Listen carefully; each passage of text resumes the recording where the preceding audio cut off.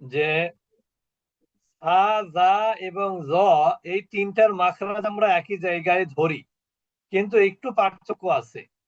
পার্থক্য হলো জ অক্ষরটা হলো একটু উঁচু হয়, উঁচু ধ্বনি। এটাকে বলে high sounding letter, high sounding letter. যার জন্য দেখেন জিহ্বাটা কিন্তু একটু ফুলে গেছে এখানে, খেয়াল করেন মাঝখানে কি হলো, জিহ্বাটা একটু উঁচু হয়ে গেছে। এই জন্য এটাকে বলে হাই সাউন্ড, অর্থাৎ এই জয়ের উচ্চারণটা হাই হয়। জয়ের উচ্চারণটা কেমন হয়?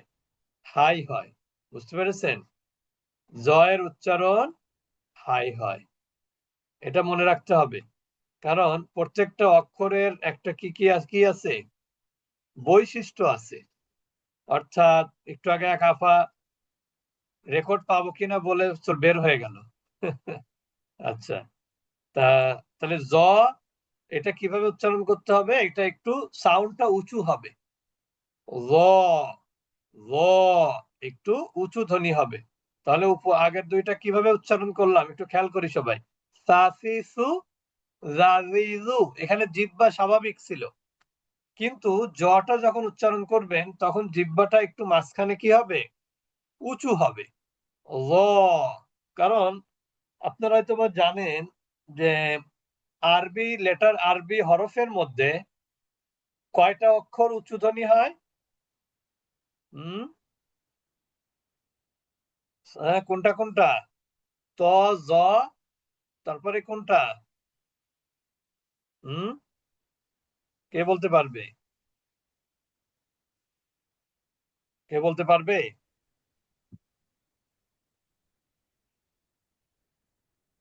কেউ পারবে না। আচ্ছা, আমরা এক এক করে বলে যাচ্ছি।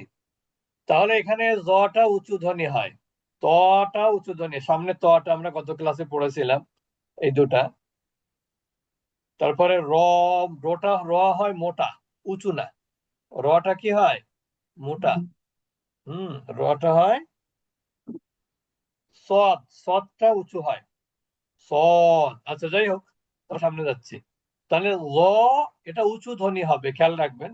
ল, রি, রু, ল, রি, রু, ল, রি, রু, ল, রি, রু, প্রায় কাছাকাছি অক্ষর। এরপরে দেখেন তা, দা, ত, এটা হলো জিহ্বার আগা, উপরের দাঁতের আগা।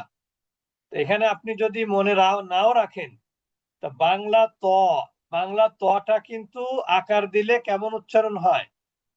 ত আকারে তা। বাংলা দ, দ আকারে কি হয়? দা। তাহলে এই দুইটা কিন্তু বাংলার সাথে হুবহু মিল, কোনো পার্থক্য নাই। আপনি যেমন তাতি তু বলছেন, বাংলাতেও তাতি তু। বাংলা যদি তয়কারে তা বলেন, তয়রস্যি তি বলেন, তয়রস্যু তু বলেন, তাহলে কোনো পার্থক্য নাই। একইভাবে দয়কারে দা, দয়রস্যি দি, দয়রস্যু দু, দাদি দু, এখানেও কোনো পার্থক্য নাই। তাহলে পার্থক্য কোথায় আছে? একই জায়গায় মাখরাজ, কিন্তু একটু পার্থক্য আছে হলো ততে।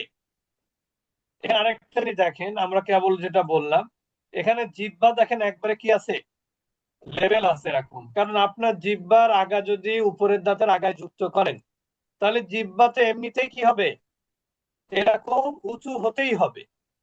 কিন্তু তার মানে এটা উঁচু ধ্বনি না।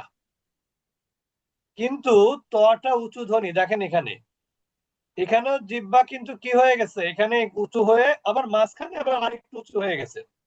তার মানে তটাও কি হাই সাউন্ডিং লেটার। তাহলে আমরা কিভাবে বলবো? তাতি তু, দাদি দু, এইটা বলবো ত, তি, তু, ততি তু, ততি তু। সবাই একসাথে বলবো ততি তু, Torpedo, ততি তু, torpedo, ততি তু, torpedo, ততি তু, torpedo, ততি তু, torpedo, ততি তু। torpedo, আচ্ছা, এরপর আমাদের একেবারে সহজ অক্ষর আসছে আমাদের। এখানে হচ্ছে জিহ্বার আগা নিচে দাঁতের ঘর, দেখেন একটা মিল আছে। প্রথমে ছিলাম আমরা কোথায়? জিহ্বার আগা উপরে দাঁতের আগা। কি কি অক্ষর ছিল? সাসিসু, জাজিজু, জজিজু। এরপরে জিহ্বার আগা কোথায় গেল? উপরের দাঁতের আগায় গেল। এখানে কি কি অক্ষর ছিল? তাতিতু, দাদিদু, ততিতু। এটা গেল জিহ্বার আগা উপরের দাঁতের গোড়া। এখন আমরা চলে আসলাম জিহ্বার আগা নিচের দাঁতের গোড়া। তো এখানে অক্ষরটা সহজ। কিভাবে সহজ জানেন? আপনারা যারা তরি তরকারিতে বেশি ঝাল খান, ঝা ঝাল বানান কি? ঝয় খারে ঝা। জাল বুঝতে পেরেছেন? তাহলে ঝা, ঝি, ঝু, ঝা, জি ঝি, ঝু। হুম আর জি এইটা হলো একেবারে শীষ বাজান, যারা মুখ দিয়ে শীষ বাজান। সা, সি, তা সু, সি সা, সি, সু। একসাথে বলি সবাই, সা, সি, সু। সা সি সু জা, সা জি, সি জু, সু জা, জি, জা জু, জি জু সা, সি, সু, সা জা, সি জি, জু, সা, সি, সু, জা, জি, জু, সা, সি, সু, জা, জি, জু, সা, সি, সু, জা, জি, জু, সা, সি, সু, জা, সা জি, জি জু, জু সা, সি, সু। সু অর্থাৎ একই জায়গা থেকে, অর্থাৎ জিহ্বার আগা নিচের দাঁতে গোড়া। বুঝতে পেরেছেন? জা জিহ্বার আগা আপনি অনেকে শীষ বাজান যেভাবে, সেভাবে আর কি। এরপরে আমরা চলে যাব সদ। এইটা কিন্তু দেখেন উঁচু ধ্বনি। আবার পেছনে যাচ্ছি, দেখেন পেছনে দেখেন জিহ্বাটার লেভেলটা কেমন ছিল। জিহ্বাটা আসলে এখানে যা, এখানে জিহ্বাটা আসলে উঁচু দেখা যাচ্ছে, জা আসলে উঁচু না কিন্তু এটা। এটা হচ্ছে আপনি যখন জিহ্বার আগাটা নিচে এই গোড়ায় যুক্ত করেন তখন একটু উঁচু হয়। এটা সেই ধরনের উঁচু না আর কি। কিন্তু পরেরটা দেখেন, পরেরটা কিন্তু আগের মতো উঁচু তো আছেই, মাঝখানে দেখেন আরেকটু উঁচু। তার মানে কি, সদটা হচ্ছে উঁচু ধ্বনি। তাহলে এটা কিভাবে উচ্চারণ করব? স, স সি, সু। একই সি জায়গা সু থেকে স, সি, সু। সবাই বলেন, স, সি সি, সু সু, স, স সি, সু, স, সি, সি সু, স, সি, সু, স, নিচে সি, জি সু, স, সি, সু, স, সি, সু, স, সি, সু, স, সি, সু, স, সি, সু। প্রথম পার্থক্য যেটা, প্রথম পার্থক্য হলো সিনের উপরে জবর হলে সা হয়, সা। আর সদের উপরে জবর হলে কিন্তু সা হয় না, অনেকটা তয়ের মতন। স, এখানে হলো সা। সিনের নিচে জের দিলে সি হয়, আর সদের নিচে জের দিলে সুই হয়, সি। সিরাত, সিরাতাল্লাযীনা। কেউ যদি সিরাত বলেন, সিরাত, তাহলে কিন্তু ভুল হবে। সিরা, সিরা। এরপর তিন পেশ কি হয়? সু। আর সৎ পেশ সু। যেমন আপনারা জানেন চিবানো, চিবানো আর ইংরেজি কি? চিউ, চিউ, চুইংগাম বলে না? হ্যাঁ, তো এরকম স, সুই, সু, স, সুই, সু, স, সুই, সু। এটা হলো সৎ। এরপর একবারে সহজ বাংলা ল, একবারে বাংলা ল, কোনো পার্থক্য নাই। লালিলু, লালিলু, একবারে ল। এরপরে দন্ত নয়ের মতন নানিনু। অনিনু, এরপর কি, এখানে একটা জিনিস দেখেন। আচ্ছা, নানি। এবার দেখেন র, র, র। র হচ্ছে মোটা, র হচ্ছে কি মোটা। এখানে কি হবে? র। এখানে কিন্তু রা হবে না। আমাদের কেউ কেউ যারা নতুন, তারা কিন্তু অনেকে রা বলে। রাব্বিহিম, রাব্বি জিদিনি ইলমা, রাব্বি জিদিনি ইলমা, এভাবে পড়ে অনেকে। আসলে রাব্বি বলে কোনো কিছু নাই, হবে কি রব্বি। তাহলে ররি রু, এটাও কিন্তু সহজ। শুধুমাত্র র এর উপরে জবর হলে র উচ্চারণ করতে হবে, রা না।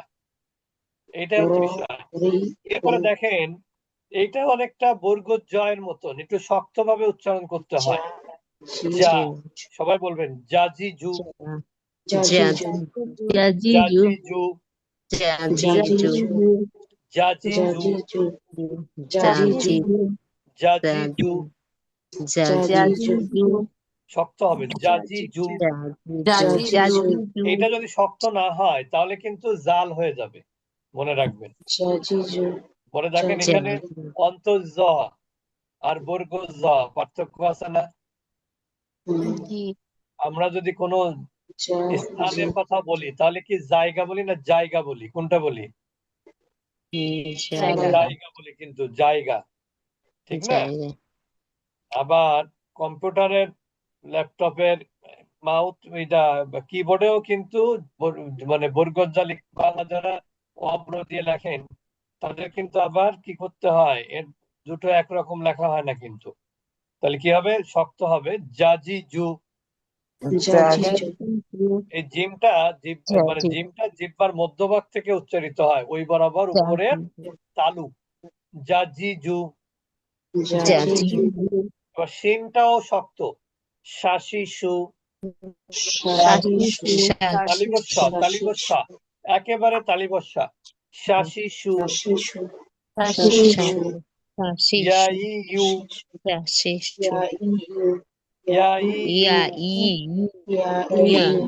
ইয়াই ইউ, ইয়াই ইউ। একবারে বলবো জাজি জু শাসি সু ইয়াই ইউ,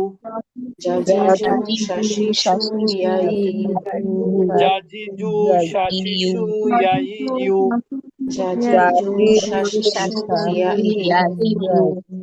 ইয়া ই না, অনেকে ই বলছেন, ই না, জাজি জু শাসি সু ইয়াই ইউ, ইয়াই ইউ, অন্তঃস্থ যাবে না। জাজি জু শাসি সু ইয়াই ইউ, ইয়া ই না, ইয়া ই না, কেউ কেউ কিন্তু ই বলছেন। আসলে বাংলা বানান যদি দেখায় তাহলে অন্তঃস্থ ফালা, অন্তঃস্থ ফালা তো দীর্ঘি বা রস্যি যেটাই দেন, ইয়াই ইউ, ইয়াই ইউ, ইয়াই ইউ, ইয়াই ইউ, বলেন ইয়াই ইউ, ইয়াই ইউ, ইয়াই ইউ, ইয়াই ইউ, ইয়াই ইউ, ইয়াই ইউ, ইয়াই ইউ। তাহলে কি হবে? জাজি জু শাসি সু ইয়াই ইউ। সবাই বলেন আবার ই হয়ে যাচ্ছে, ই না, ই, ইয়া ই, অন্তঃস্থ ফালা, ইয়া ইউ, ইয়া ইউ, ইয়া ইউ, ইয়া ইউ। তার কারণ কি জানেন? যদি আপনি ই বলেন, ই বললে কিন্তু হামজাজের কি হবে? তাহলে হামজাজেরও তো ই হয়, তাহলে হামজাজেরও যদি ই হয়, ইয়াজেরও যদি ই হয়, তাহলে পার্থক্য করবেন কিভাবে? তাহলে এটা কি হবে? অন্তঃস্থ ফালা দীর্ঘি, ইয়া ইউ। সবাই বলি ইয়া ইউ, ইয়া ইউ, ইয়া ইউ, ইয়া ইউ। এবার হচ্ছে, তাহলে আবার বলি জাজি জু শাসি সু ইয়া ইউ,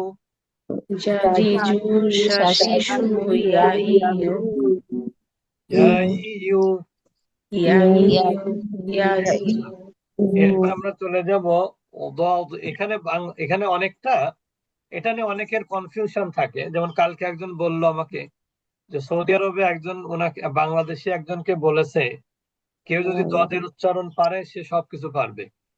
তা আসলে দদটা আমি এটাকে একটা কঠিন মনে করি না। তার কারণ যদিও বলা হয়েছে যে জিহ্বার কিনারা মাড়ির দাঁতের গোড়ায় লাগবে, ও দ দ দ দি দু, এটা আমরা উচ্চারণ করি।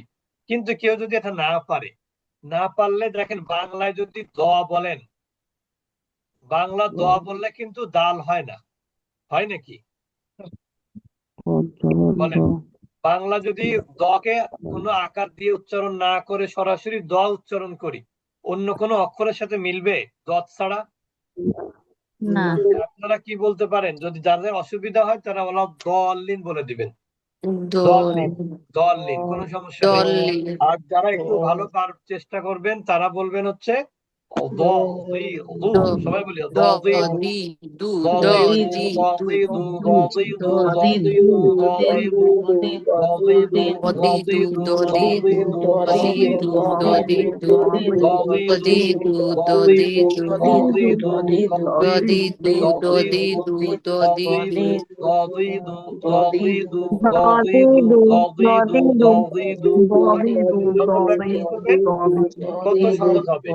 দ শুধু নিয়ম জেনে রাখলে কিন্তু শিখতে পারবেন না। কেউ যদি ইংলিশের গ্রামার জানে, সব গ্রামার জানে, কিন্তু সে কখনো লেখারও প্র্যাকটিস করে না, আবার বলারও প্র্যাকটিস করে না, সে কি বলতে পারবে?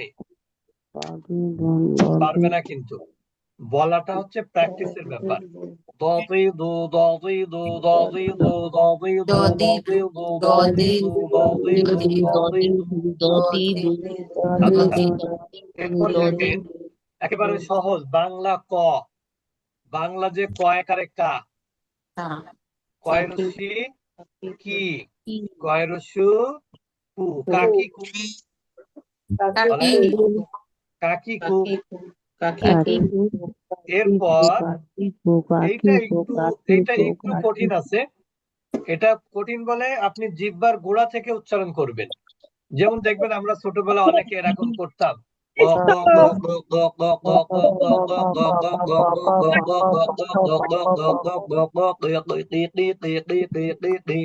একটু পার্থক্য আছে। ওইটা হচ্ছে কাকি কু, আর এটা কি ককি কু। ককি ককি সবাই বলে ককি কু, ককি কু, ককি ককি কু, ককি ককি কু, ককি কু, ককি কু, ককি কু, ককি কু, ককি কু, ককি কু, ককি কু, ককি কু, ককি কু।